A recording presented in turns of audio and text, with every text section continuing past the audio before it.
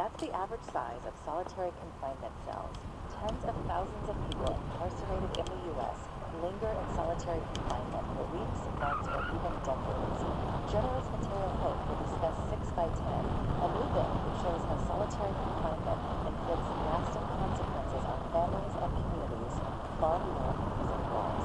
Join the conversation on the next Your Call with me, Rose Agrawal, and Your Call this morning at 10 o'clock on 1.7 KALW San Francisco, KALW.org, your local public radio, and supported broadcast service of the San Francisco Unified School District. If you have children who attend public school here in the city and county of San Francisco, you may be interested to know what is served today in the cafeteria.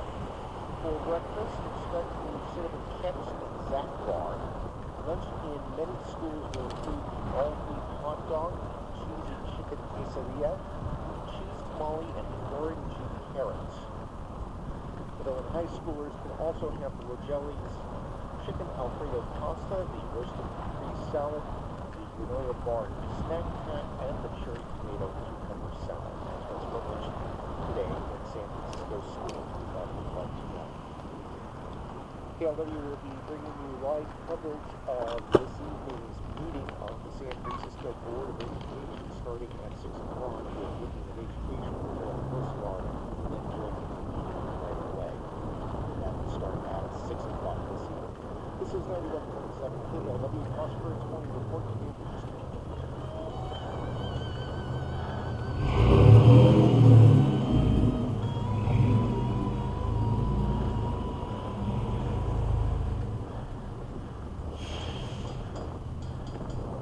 from KLW News in San Francisco, I'm Hannah Baba, and this is the Cross Currents Morning Report. Context, culture, and connection from around the world.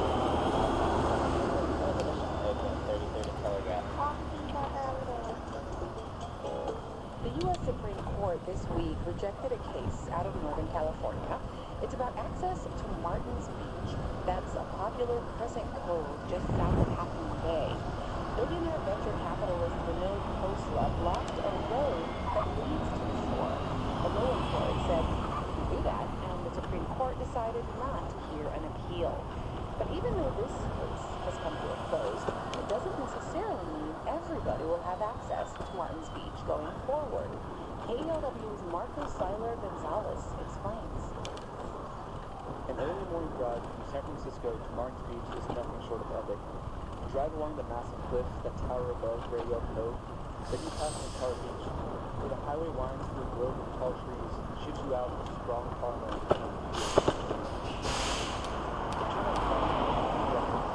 I parked in the dirt lot next to the blue road that leads a little less than half a mile down to the beach. That's where I meet Emilio Lorenas. Drive down or down? I think it's a lot. Pretty good to that. Do you have anything that looks valuable in your car put in the trunk, or this is like... Yeah, I get it. Lorenas is the co-founder of the Surfrider Foundation San Mateo County chapter. The foundation is recently served the last public office out of the fund for attendance. Khosla locked the gate. He reopened it last year, sometimes, after the California Coastal Commission threatened to fine him $11,000 a day for violating the coastal law. I would say the gate never really opened back up. We're walking through here, but it's abandoned. And the reason that's important is because if you live wherever you have to spend time to drive here, you want to be able to come here and have a guarantee that the gate's going to be open. So it's been on and off, cat and mouse game.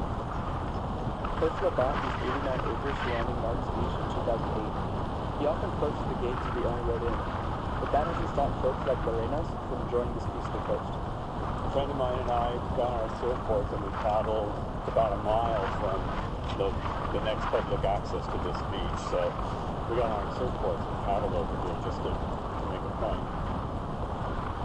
The tall bluffs on either side of Martins Beach frame the city and the blue ocean. It feels like you're standing on the edge of the earth. The road snakes down into a small neighborhood of cottages above the beach. Khosla owns it all. But check this out, as you walk along here, you're going to see that iconic shark fin rock. To your right, it's to the north of the beach. There it is. Tell me that's not worth protecting. Huh? It is beautiful, but get this. Khosla almost never sees it. He told the New York Times he hasn't spent a night at Martin's Beach. He said he regrets buying the land in the first place.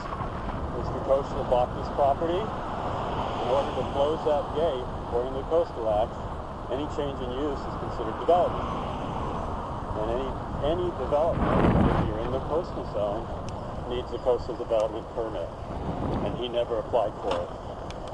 In fact, he basically said, well, sue me. Khosla declined to talk with me, but he did explain his reasoning in an interview with Bloomberg News. It's about property rights and about a set of people who want to use coercion. In fact, they told me they'd like to embarrass me into giving up my rights.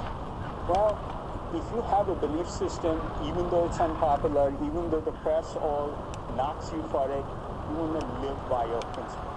Whether it's that of protecting private property rights, fighting for what the law is, and then it's not clear. Because clear stuff things that are not clearly the law, it's important to get them to do so.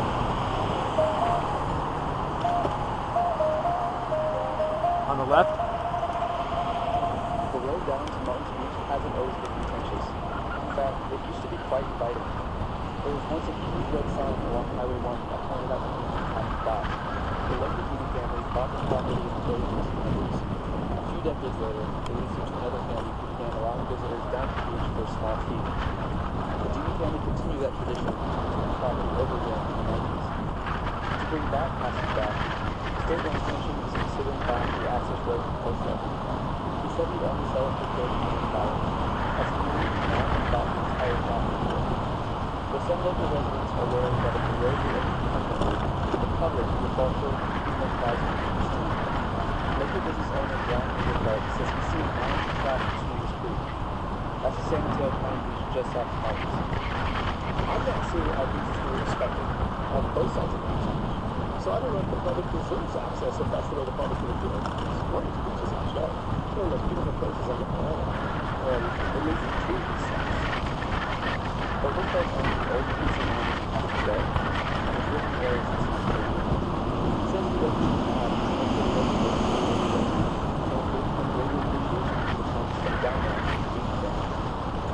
Now that Khosla has to go through the proper channels to close the gate to Martin's Beach, the California Coastal Commission can either reject or accept its application. If it's rejected, Khosla can then locate it down to the Supreme Court.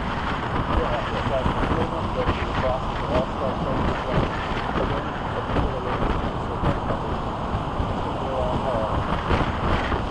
The Supreme Court's rejection of Khosla gates has a clear chance that this lawsuit will set a precedent for other beachside properties. Isn't anything new for the California Coastal Commission. It's levied millions of dollars in fines, and whereas in nowadays, they're trying to block out public access to the beachside property. The big difference in this case is that Khosla doesn't live at Martin's Beach. His endurance to fight this battle is substantially the principle of private property rights, and he's willing to make it as hard as possible for the Coastal Commission to take that away from him. At Martin's Beach, I'm Marcos Sala Gonzalez for Cross Currents.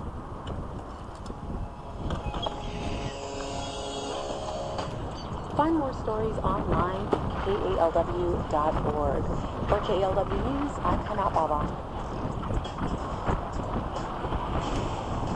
I drive by Martin's Beach every time I go to Santa Cruz to see family. I often pass by it and go, why is there a gate there? Now I know.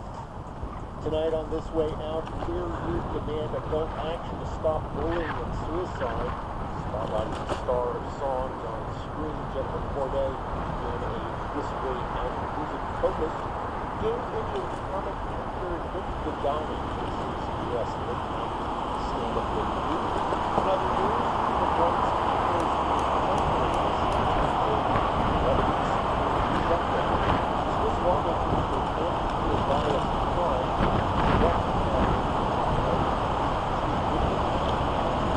And Romanians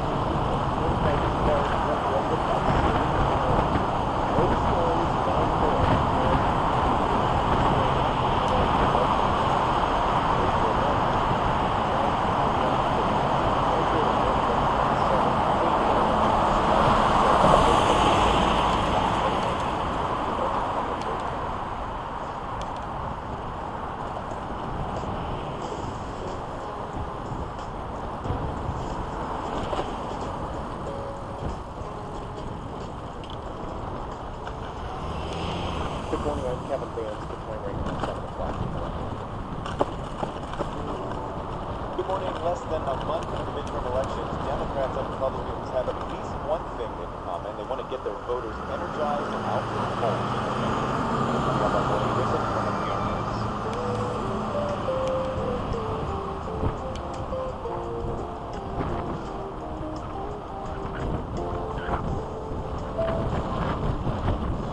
We'll ask a Democratic strategist whether his party can gain its enthusiasm back after the appointment of Justice Brett Kavanaugh. I'm David.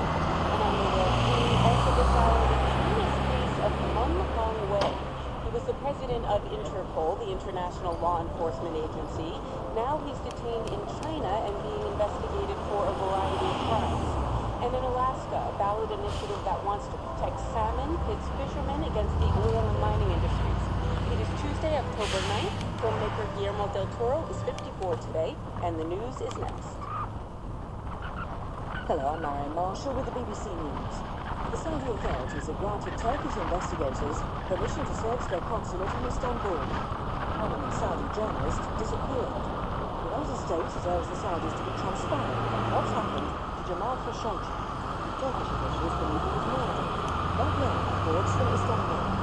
A week since Jamal Khashoggi was last seen entering but not leaving the Saudi consulate in Istanbul, Turkish authorities have been authorised to search the building. Leaks from the Turkish investigation allege that high-profile Saudi dissident was killed in the Saudi consulate by a Saudi police squad sent from Riyadh the same day. Turkish pro-government media say they've been told the Saudi team was linked to Mr. Khashoggi's disappearance and that they took CCTV footage from inside the consulate away with them. Russia has refused to respond to the latest allegations of involvement in a nerve agent attack in Salisbury in March. The British website named the second suspect as a Russian military doctor, Alexander Mishkin. Kremlin spokesman Dmitry Peskov wouldn't comment on media leaks. Elliot Higgins is the founder of the investigative website Bellingcat, which uncovered Mr. Mishkin's identity. One thing we found very interesting is that it's actually a very small and lake town. It has a population of about 700 to 1,000 people. And it's actually very well known because he won the prestigious Hero of Russia award. He was working with a partner and the insider in Russia who said to journalists like yesterday. He spoke to local people who told him about the Hero of Russia award and confirmed the identity. And he even spoke to friends of Commission's grandmother. And Commission's grandmother has a photograph, so this person's told us, that shows him receiving the award directly from Putin himself. Officials in Indonesia say more than 2,000 people are known to have died as a result of the recent tsunami and earthquake that hit the island of Sulawesi. About 10,000 others were injured. Doctors are warning that survivors are living in makeshift shelters, poor sanitation, and a lack of clean water. Hundreds of Korea are still missing. South Korea says the North Korean leader, Kim Jong-un, wants the Pope to visit Pyongyang. The South Korean president, Kim Jong-un, pass on the invitation, meets the pontiff in the Vatican next week. Michael Bristow reports.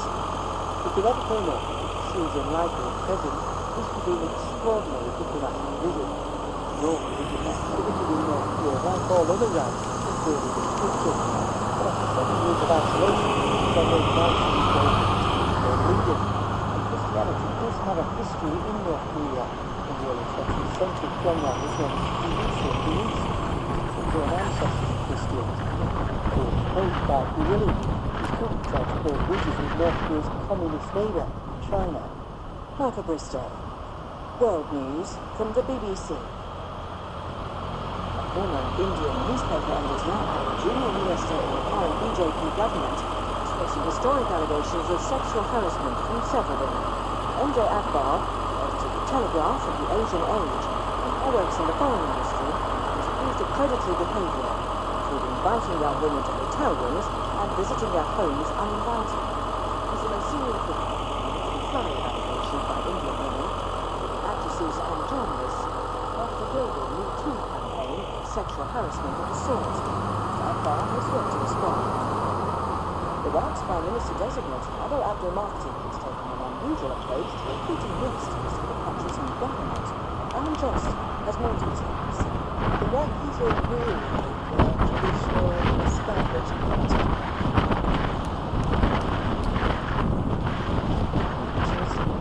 To resolve the country's these publics. And perhaps this is partly why the new Prime Minister, Abdul Mahdi, is chosen to throw open to the people the process of appointing ministers. There's a website where any citizen with a university degree can apply, indicate which ministry they'd like to head, and set out their ideas for tackling the challenges it faces. They also have to write short statements about what makes a successful leader. Close to 2,000 Ethiopian rebels, based in neighbouring Eritrea, have returned home, signing a peace agreement in August with the government in Addis Ababa. Tigray People's Democratic Movement was formed in 2001, shortly after Ethiopia and Eritrea fought a border war, which left tens of thousands of people dead. Security personnel at India's airports have been told to be a little less friendly to passengers. Senior staff with the paramilitary force have been advised to move from broad smiles to a tempered, sufficient smile system when dealing with the travelling public, to make sure that security is their main focus. BBC News. Tune into Cross Currents today at 5. We'll continue our series of conversations with the mayoral candidates of Oakland, and we'll hear from this guy who is not running. I remember being on the street and I said, he came up to me and like, it was really like a new song got on the radio, and I'm like, what new song? Del the Funky Homo Sapien, today at 5 on Cross Currents from KLW News.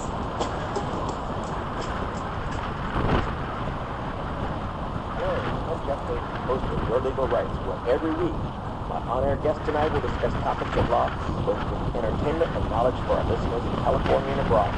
Every fourth Wednesday, KLW will also run the Call a Lawyer Night feature, where you can call attorneys who are standing by to answer your questions confidentially and off the air during the radio broadcast.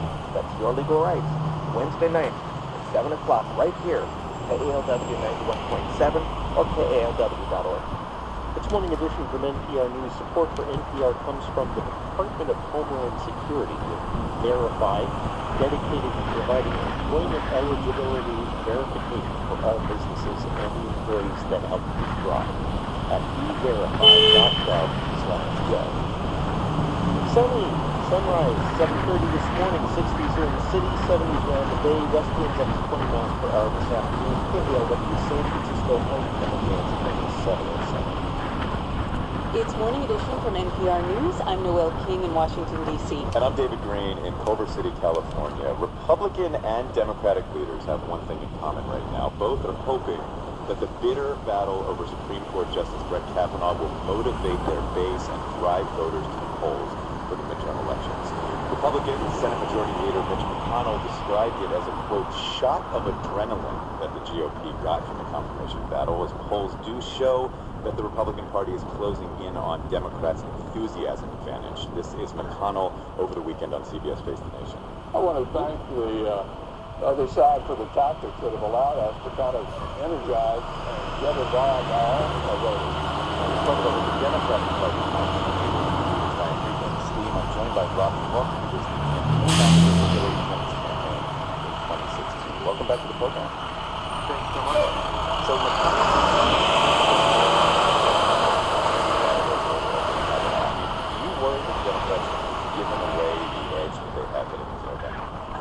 I don't think that the edge has been given away at all. I thought you characterized it quite well, which is that Democrats had a big advantage and Republicans got a little bit of a bump to try to close that gap, but there's still a significant advantage for Democrats. Although one of our polls at NPR showed that Republicans went a long way in closing that energy gap. I mean, it sounds like Democrats might have some work to do to sort of widen that gap again. What is the plan? Well, first of all, this is a bump, so I think some of that is temporary. Secondly, the Republicans did a lot of damage to themselves. There are a lot of women in important districts around the country who used to be voting Republican very regularly. We saw a lot of them defect to Democrats in 2016. They were continuing to defect, but now even more of them have moved over to Democrats, so there's a lot we've gotten out of it. So, for Mitch McConnell, this is his spin. They want to make the best out of it, but they've sustained some damage from this as well. Well, Republican strategists are basically framing what your party did as a character assassination on a Supreme Court nominee based on allegations that were not corroborated. And I want to be very careful and obviously take nothing away from the serious charges that were made about Kavanaugh. But do you see how some voters might have seen this as a character assassination? And what can the Democratic Party do to address those concerns? Well, as you said, they are very serious concerns. And I think this was, at the end of the day, a question of due process. I don't think the Republicans were ever serious about getting to the truth. And I think it set a very bad precedent moving forward that it doesn't matter how qualified somebody is, it's just about playing the game to get them through. I think that's what people on both sides of the aisle should worry about moving forward. The Democrats are going to be in charge one day too. And we should look at any U.S. senator who gets to the bottom of something and get a sense to push it up. You led the Republican campaign in 2016, and I know I don't have to remind you that the polls were looking very good for you heading into the election. And